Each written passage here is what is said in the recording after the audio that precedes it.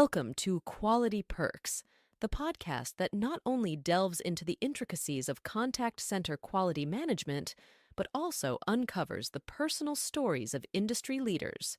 Brought to you by BPA Quality, your trusted partner in enhancing customer experiences.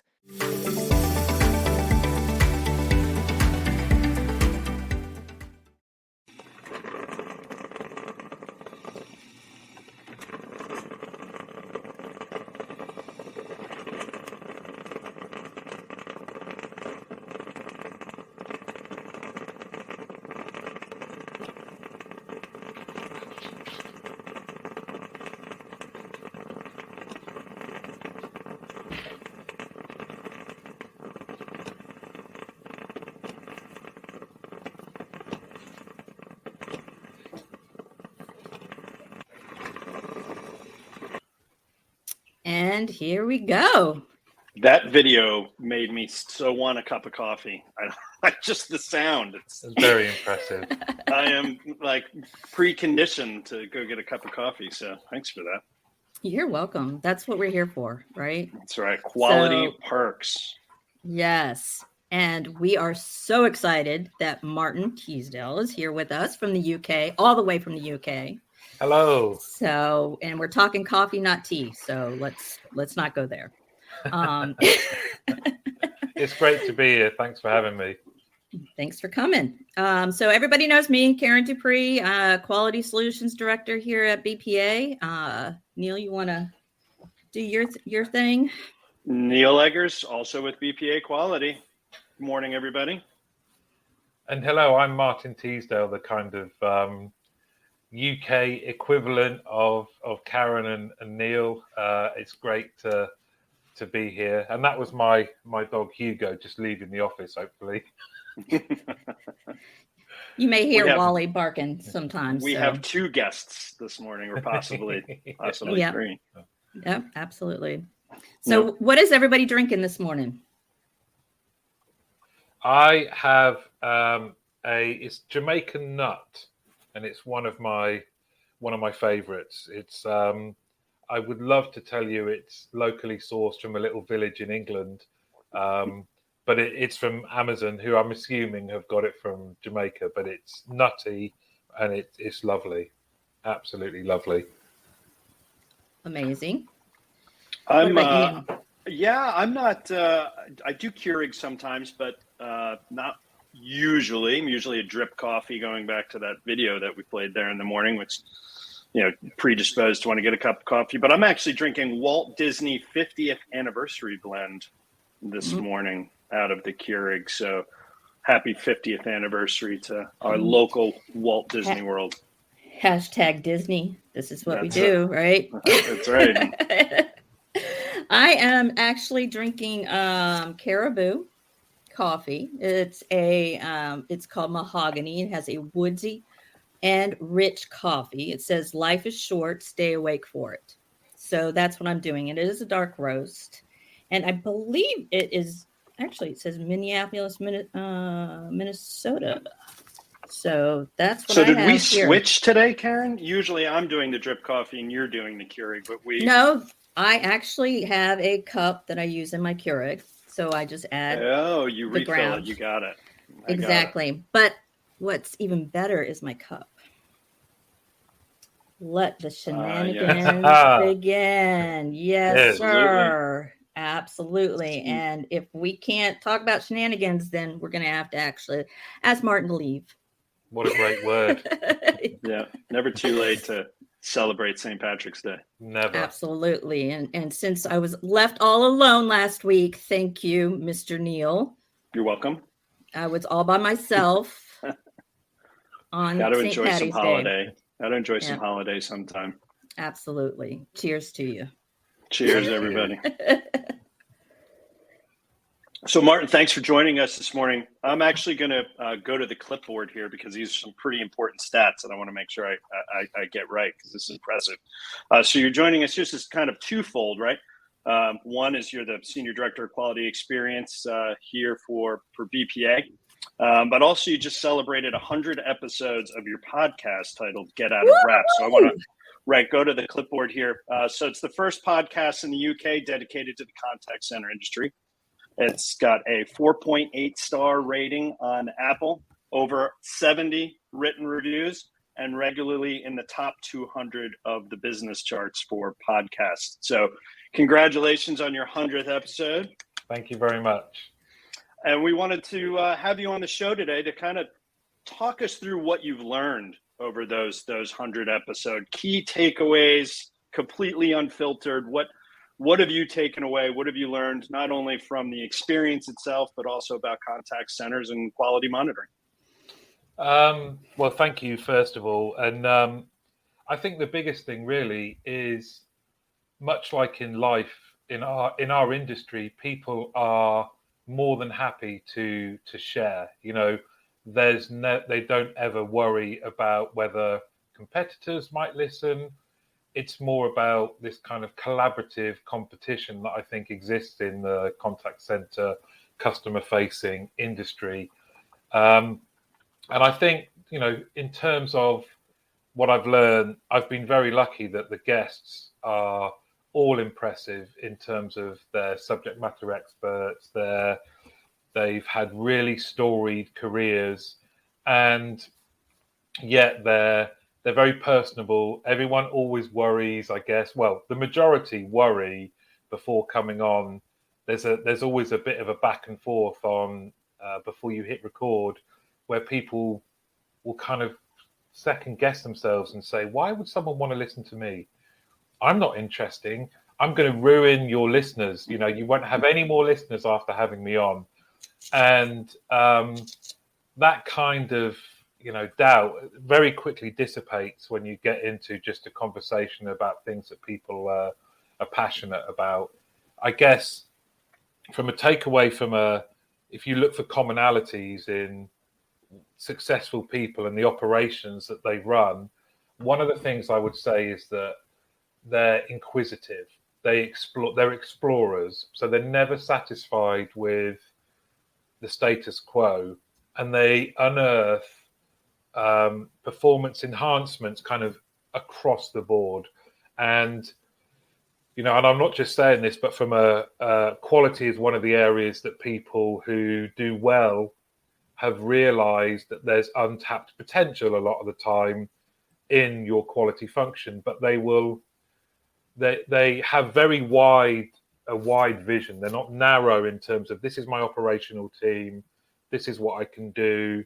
They will look everywhere. They'll look for, how do I gain, even if it's minimal enhancement to my team, those sort of marginal minimal gains add up to enhance your performance overall. If I can get a 1% performance improvement here, and 2% here, and 3% here, that kind of inquisitive search for progression.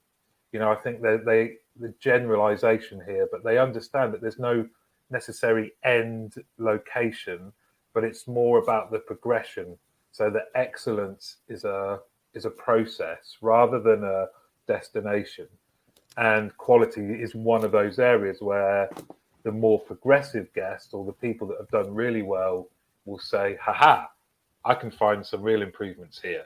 Mm-hmm. I'm going to go out and I'm going to find who can tell me about quality. I'm going to go out and tell me, and who is the best at workforce management and getting my schedules right and doing all of those kind of things. I think that's a real standout, that the people who I've had on, invariably they've either won awards, they're at the top of their game, they exemplify a growth mindset. And it's been, you know, fascinating, and I would not over egging it to say a bit of an honor really to listen to and talk and explore people's minds who can evidence that growth mindset. You know, it's always work. They're always working. How do I make my teams better? How do I make my teams happier? I heard it's kind of, I've forgotten the phrase now, but it's about going and like harmonious stealing of other people's ideas and going, oh, they do something that's great. How can we take that and use that across industries. And, you know, again, much like BPA, really, we sit in the middle of lots of different industries and can share across them.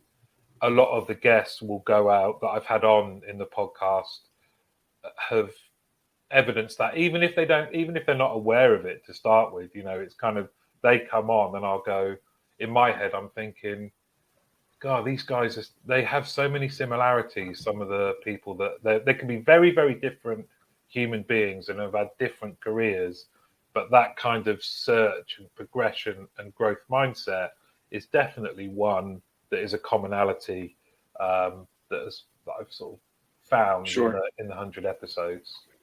So out of all those conversations you've had, and I guess from your experience as well, from a quality perspective, when it means to lead and be progressive and always be improving, what type of environments have you come across that you've seen that are impressive and could help emulate to other customers who maybe not be that is forward thinking?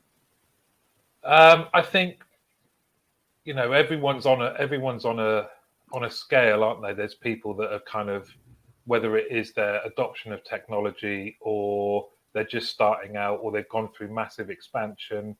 Everyone's somewhere on a scale.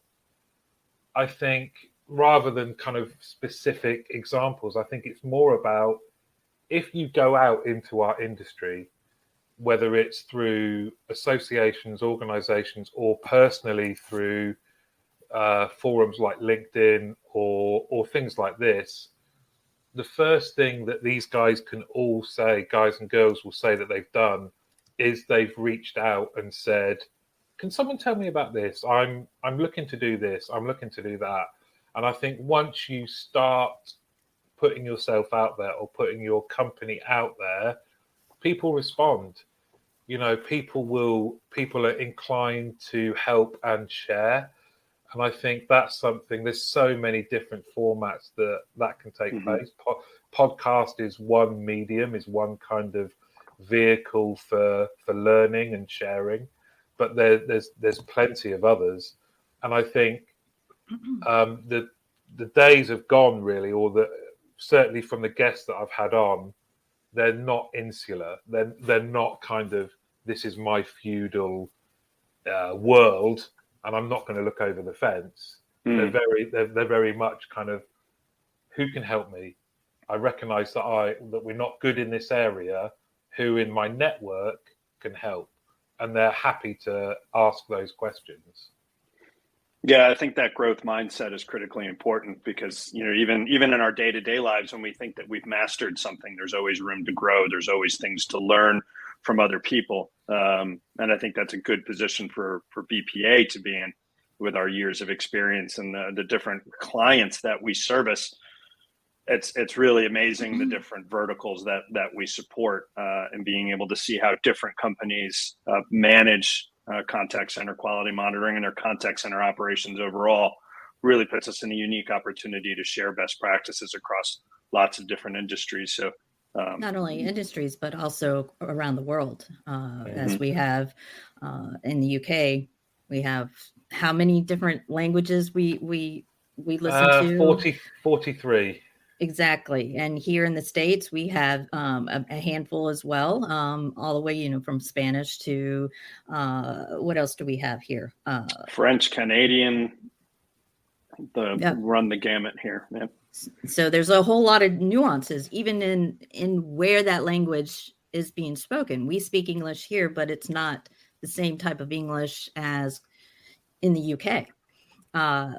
There's different colloquialisms. There's different things that can be said that can be offensive to some, where it's not so offensive if you're calling over in the UK versus the US. So what's in the future, there. Martin? You've got 100 episodes behind you. Not 100 well, you look great for 100 years old. Thank you very much. Talk about insulting your guests. So you've got 100 episodes behind you. What's the future hold for Get Out of Breath? Kind of threefold, really. A continuation of talking to great guests, and everyone's journey is different. Everyone is in a different environment and can bring more learning and more, just like everything happens in the relationship. Everything happens in our human connections, and just kind of sharing more of them is what I love. But I've had feedback around, can I take the podcast to hear from the frontline advisors, people that are talking to customers every day, and also team leads as well. Team leaders are people that are managing customer-facing advisors, and get it, go and speak to people and share what the industry is like back in the trenches. I think a lot of us all started that way. I certainly did, but it was a long, long time ago, maybe 80 years ago now. Not 100.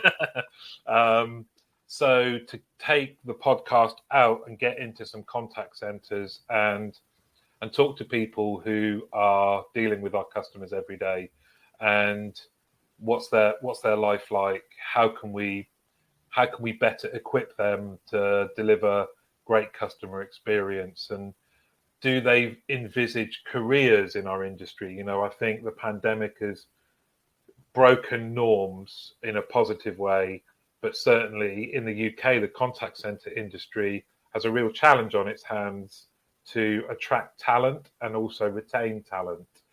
At an advisor kind of level, we're competing with retail and manufacturing, and the media has a kind of negative perception about contact centers. So it would be great to take the podcast and speak to people and ask, why did they come to a contact center? Do they see a career? If not, what can we do to share what a great career they can have in contact centers? So kind of taking the podcast on the road.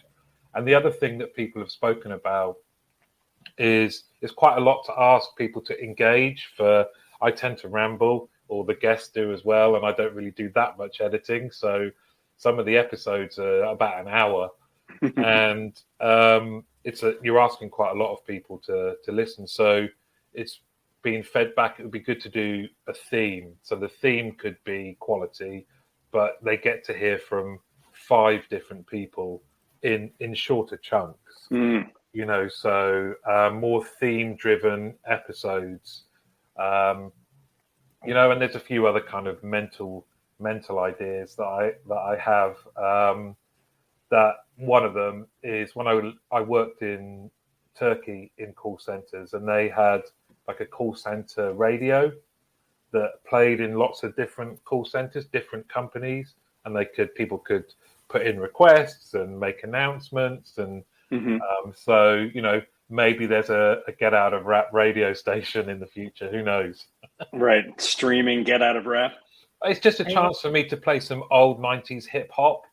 Right. And just I'd listen. Yeah. There's some 80s in there a little bit. Yeah, go on. Why not? You could have your own hour.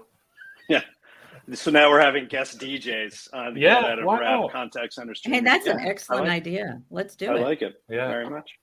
Yes. Well, Martin, thank you. Thank you for your time this morning. Again, congratulations on 100 episodes this morning / good afternoon. Congratulations. Thank you for your time. And next week, don't forget to tune in. Same time, we'll have some of our analytics team on, where we're going to be talking about what we do with the data to produce and reach the outcomes desired by our clients. So it's really fascinating stuff to talk about in correlation analysis and how we're reaching really good outcomes, actionable data that we're delivering to our clients, and how that might be useful for other folks around the globe. So again, thank you for your time, Karen, as always. Thank you. Great to see you. One thing I want to say is, hey, tell us you have a show like this too, Martin, over in the UK. That's true. Let's give you some props there. This was your brainchild, and we kind of copied you. Here's the plug. Yes, thanks very much. Ours is on a Friday, and is you've taken the concept and improved it. So me and Pete need to up our game. We really do, because it's kind of, we've just filmed ourselves talking, and sometimes we forget to talk about the thing that we're meant to talk about. So yeah, you've raised the standard, but that's what it's all about, right? It's kind of this, again, it's about progression. So yeah, you do. This is wonderful. I love it. Yeah, I would love to just sit down and chat for you guys with about an hour. I'd be fine with that. Yeah, come on. Doesn't matter who's watching. Exactly. Well, I appreciate it. Thank you so much for coming all the way from the UK. And it was a short trip. Yeah. And we will see everybody next week. Have a great day. Thanks, everyone. Bye-bye. Thanks. Bye.